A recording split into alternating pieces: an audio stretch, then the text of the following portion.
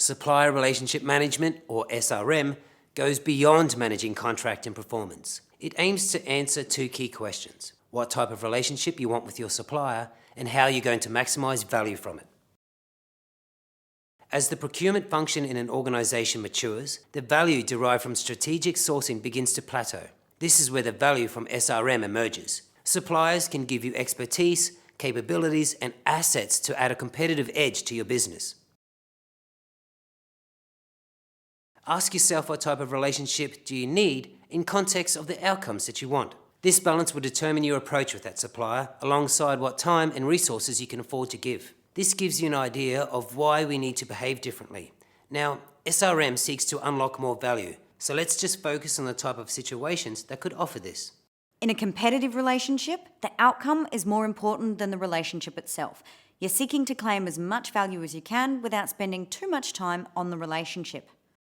When a relationship is cooperative, the relationship is more important than the outcome. You're willing to lose a little now in order to gain more later on. And the value for us is the supplier wants to continue to do business with us over others. Finally, when you're working collaboratively, the outcome and the relationship are both important.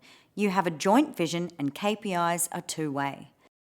Now, each of these approaches require different activities, but all are based on time, incentive, level of interaction, risk, and trust. This last point on trust is hard to define, but important to acknowledge. A collaborative situation is where SRM can deliver the most value. Contracts are usually longer term to reflect the time and resource investment from both parties. Interactions are at multiple levels and supported by frequent structured reviews with engagement of senior management. KPIs are measured by both parties, and both parties have obligations to perform. Incentives are in place for both parties to deliver on their obligations. Risk is shared and both parties create joint terms and conditions. And finally, trust. Both parties are in a position that the other party could exploit them, but trust they won't. So you see, SRM is very much a two-way street, not a buyer-imposed activity.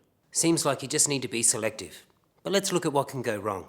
Choosing the wrong approach could damage a relationship, waste time and effort, or both. This can happen when you don't understand your supplier's requirements and motivations, or when you focus solely on processes and technology rather than the people and relationships. It can also happen by saying one thing and doing another. It all comes down to trust eventually. Without that foundation, SRM will always be difficult. Let's look at an example. You have a relationship with your supplier that you consider is strong. The contract is coming to an end and you request a proposal for renewal. Your supplier puts forward a significant price increase, which can't really be justified. They refuse to move, so you decide to go to market to further understand the market's position. Through this process, your incumbent supplier submits a bid that's at lower cost. Naturally, you question the conduct of business. They could have avoided the market process and saved your time and resources.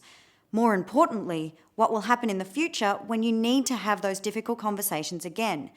Can you trust them to be honest and transparent? As you can imagine, what happened resulted in the breaking of trust in the relationship.